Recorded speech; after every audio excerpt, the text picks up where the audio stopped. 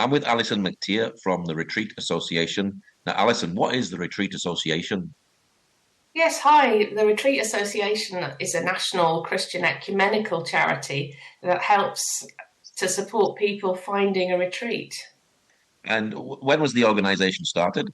So the origins of the Retreat Association actually go back over 100 years, as an ecumenical organisation, we've been in existence for over 35 years.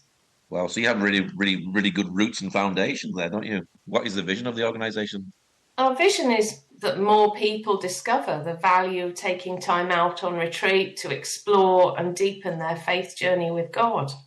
Where are some of the locations that the retreats offer?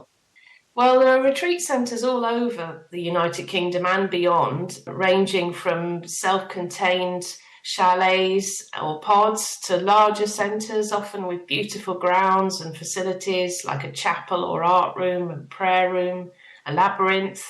And these are centres that offer really hospitable, comfortable spaces, including home-cooked food and places to relax. So they're really places where people can feel at home. And I think this then enables them to focus more on the main reason to be on retreat.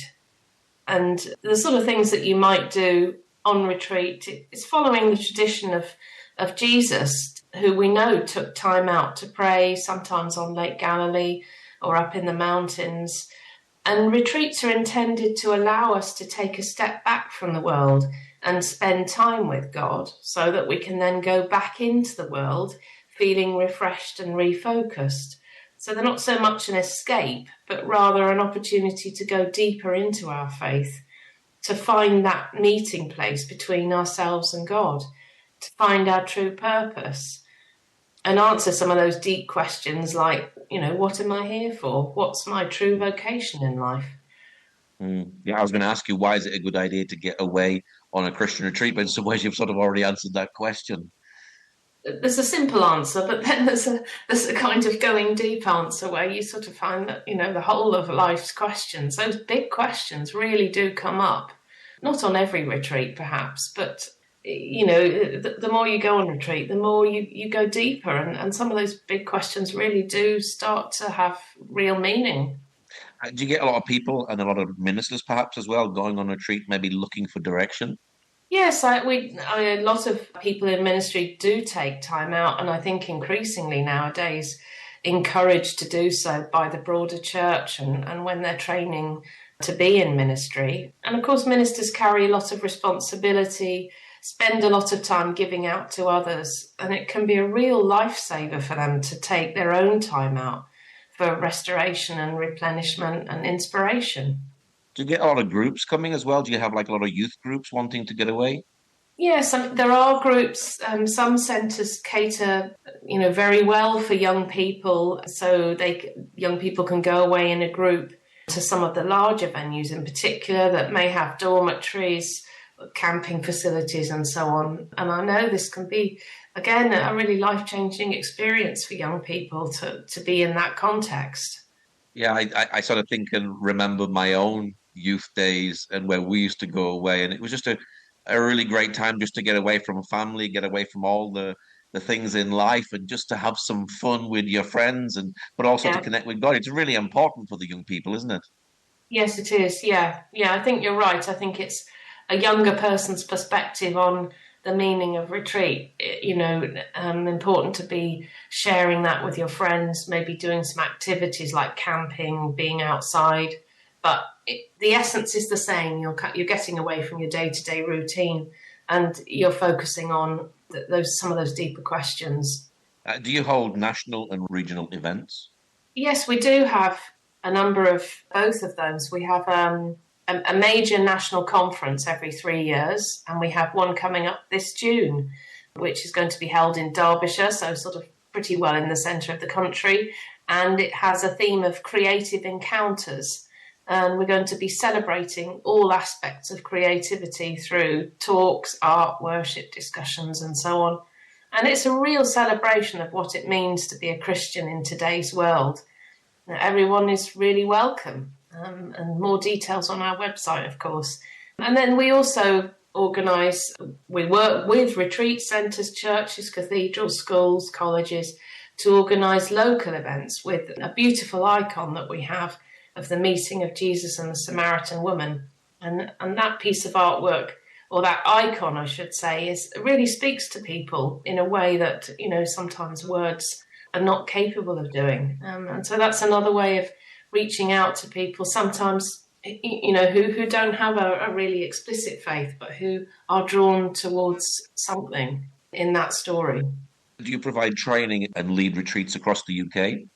Yes, sometimes we've offered training on how to lead quiet days, and we also offer a national event for those involved in something called spiritual direction.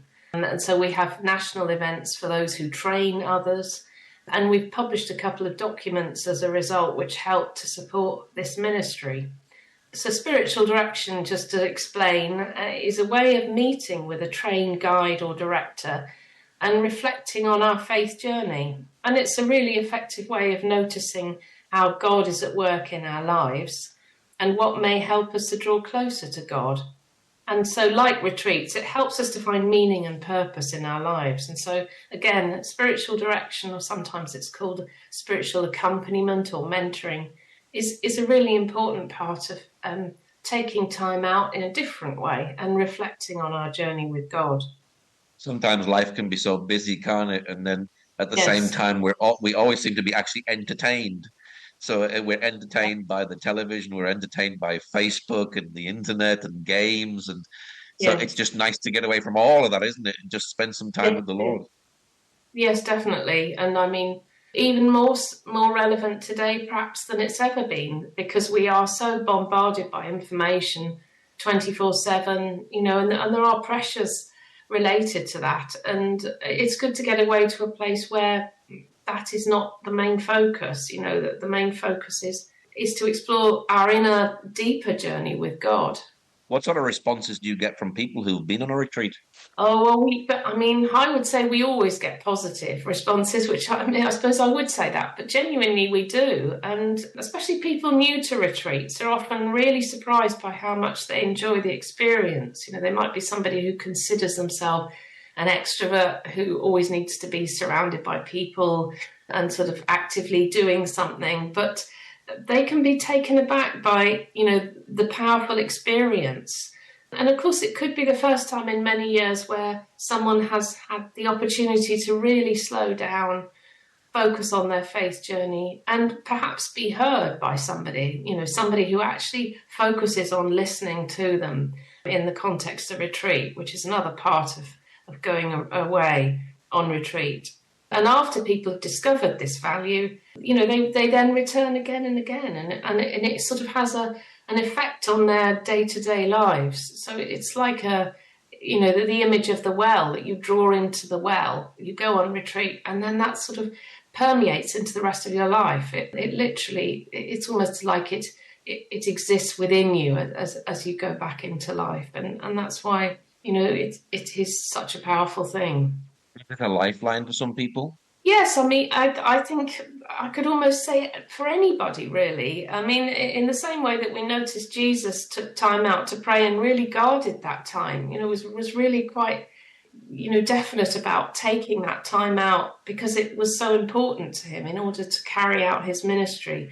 And in the same way, modern day disciples, ourselves, we all need to take time out.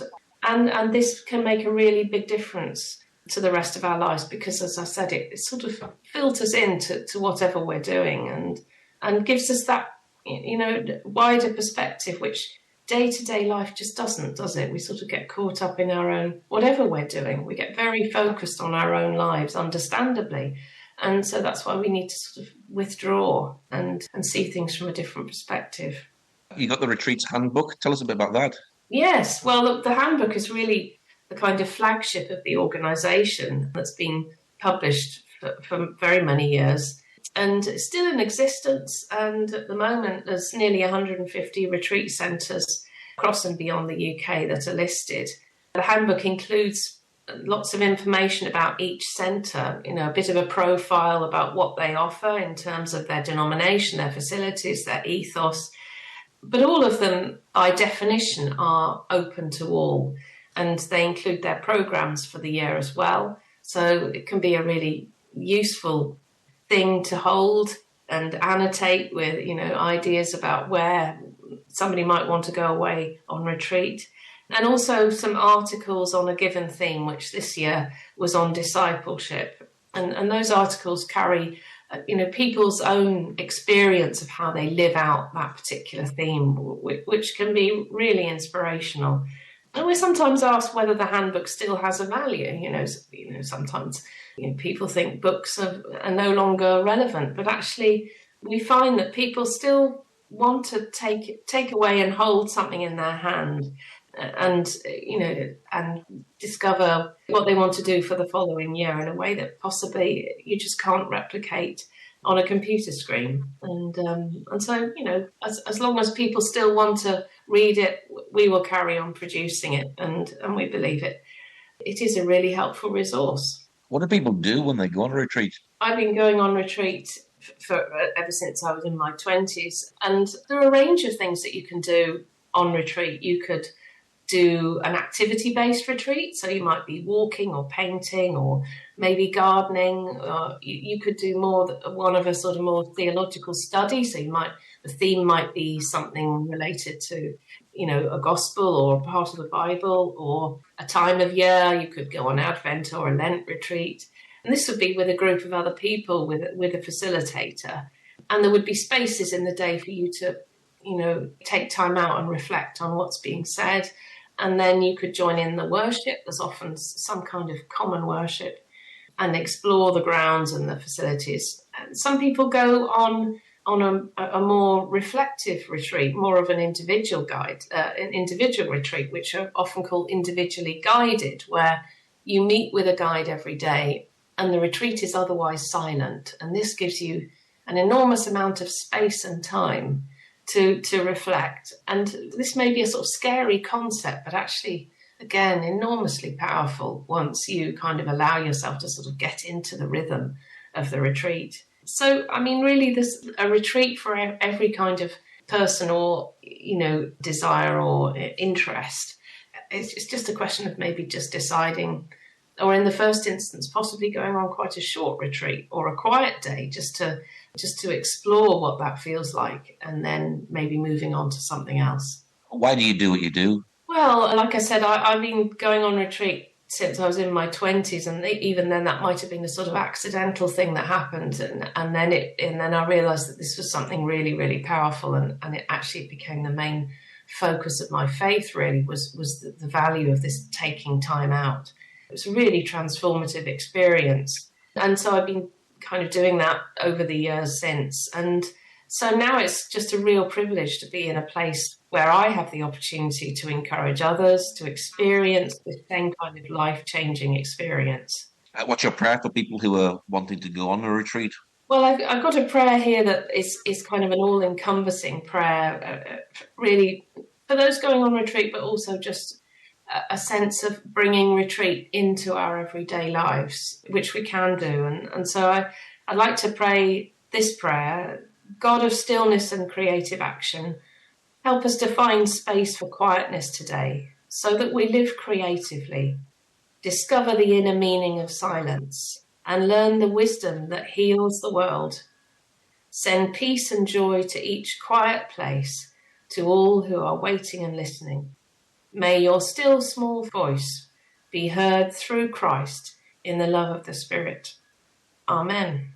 And what's your website for people who'd like to know more, perhaps get involved in a retreat sometime, or maybe even the big retreat that you're doing in the summertime? Yeah, our website address is retreats.org.uk. And just to explain that, we've got quite a developed website with lots of information for the first-time inquirer, as well as people who've been on retreat before, how to find it, how to go on a retreat. You can also ask us if you'd like any help with that. There's an interactive map to help you actually locate a retreat. And we've got lots of information about retreats, about spiritual direction, if that sounds appealing to you. And you can also follow us on Facebook at Retreats UK or Instagram at retreats.uk.